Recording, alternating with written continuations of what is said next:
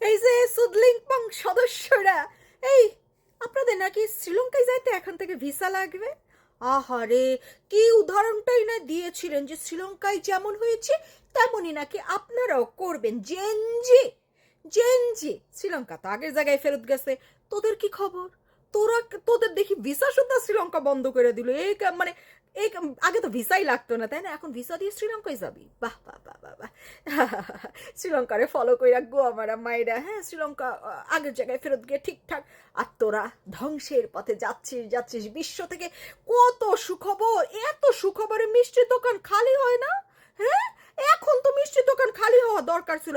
এই যে মিষ্টির কোম্পানিগুলা বা মিষ্টি দোকানের মালিকগুলা এখন মিষ্টি বিতরণ করেন না কেন? আপনাদের জন্য প্রত্যেক দিন পেপার ভরে ভরে, পত্রিকা ভরে ভরে, টিভি চ্যানেল ভরে ভরে এত সুখবর আসতেছে। এখন এনে মিষ্টি খাবেন বেশি কইরা, তাই না? এগুলো হচ্ছে আপনাদের প্রাপ্য। এখন মিষ্টি খান, কোনো সমস্যা না। এখন শুধু আমরা চেয়ে আছি মালদ্বীপের দিকে। মালদ্বীপ যদি কোনো রকম খালি ফ্রি এন্ট্রিটা বন্ধ করতে পারে, আহারে সেই খুশি হমু, সেই খুশি হমু। কোনো দরকার নেই। এই জঙ্গি দেশের জঙ্গি জাতিরে কোনো দেশে ভিসা ছাড়া যাইতে দেওয়াই উচিত না, ঠিক আছে? এরা এত উন্নতি করে ফেলছে, নিজের পরিচয় নিজের ইতিহাস সব তারা বাদ দিয়ে তারা 24 ধারণ করে। যা 24 ধারণ কর, কইরা বাংলাদেশ এই নামটা ব্যবহার করবি না, ঠিক আছে? কালাপাড়া ব্যবহার করবি, সার্ভিস ব্যবহার করবি, তারপর হচ্ছে লাগানো পাটি ব্যবহার করবি, যা ইচ্ছা তাই ব্যবহার কর। বাংলাদেশ আগে পিছে কিছু বসাইলে তো পাল্টানো হবে না। পুরো বাংলাদেশ নামটাই রাখা যাবে না। তারপর নাম পাল্টায় তোর নতুন করে পাসপোর্ট বানায় বিদেশে ভ্রমণ কর। বুঝাইতে পারছি? ঠিক আছে? এই মালদ্বীপবাসী কেউ থাকলে, সরকারের কেউ থাকলে প্লিজ আপনারা একটু এদের মানে ইয়াতে ভিসা লাগাইতে কন। ভিসা ছাড়া যেন মালদ্বীপ না যাইতে পারে। তখন 16 কানা পূর্ণ হবে এই বেইমান বদমাইশ জাতির, তাই না? হ্যাঁ, কেমন লাগছে? কেমন লাগছে? বিশ্বের থেকে এত সুখবর যাচ্ছে, এখন মিষ্টির দোকানের ছবি দিস না তোরা? দিস, ছবি দিস, আমরা ছবি দেখবো। ও তো তোরা তো আবার পাকিস্তান যাইতে বলবি, পাকিস্তান চলে যা, কোনো সমস্যা নাই। পাকিস্তান ভিসা ফ্রি করে দিছে। হ্যাঁ, তাড়াতাড়ি দ্রুত চইলা যায়, নাহলে ওইখানেও যাওয়ার উপায় থাকবে না। হ্যাঁ, তৈরি থাক, পালানোর জায়গাও পাবি না, রাস্তাও পাবি না। এত সুখবর চারপাশে। সকালে ঘুম থেকে উঠলে তো খালি মানে কখন পত্রিকাগুলা দেখবো আর সুখবরগুলা দেখবো। হ্যাঁ রে বাপরে। এই আরেকটা সুখবর কি জানো? 11 দিনের মাথায় আবার আন্তর্জাতিক বিমানবন্দর খ্যাতি হারাই ফেললো কক্সবাজার। হইলো কিছু? এই কেমন কথা? জি হইল।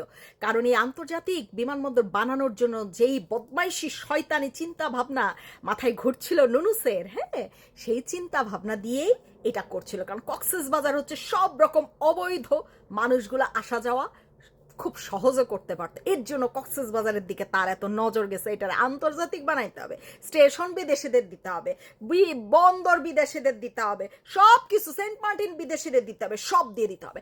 এই কক্সবাজারের জনগণ, আপনাদের সেলুট জানাচ্ছি, সম্মান জানাচ্ছি, শ্রদ্ধা জানাচ্ছি। যেভাবে আন্দোলন করে যাচ্ছেন এভাবেই আন্দোলন চালিয়ে যান এবং আপনাদের সেন্ট মার্টিনকে আবারও আপনারা আপনাদের দখলে ফেরত আনবেন, এটাই আশা রাখছি। কারণ আপনাদের ছাড়া এই শয়তানের হাত থেকে দেশকে রক্ষা করার কোনো উপায় আর নেই। দেখেন, আপনাদের এইটুক আন্দোলনে স্টেশনের রেল স্টেশনের কাণ্ড কারখানাও বন্ধ, আন্তর্জাতিক বিমানবন্দর বানায় জঙ্গিদেরকে আশ্রয় দিবে, আমেরিকাদের আশ্রয় দিবে, সেটাও বন্ধ হয়েছে।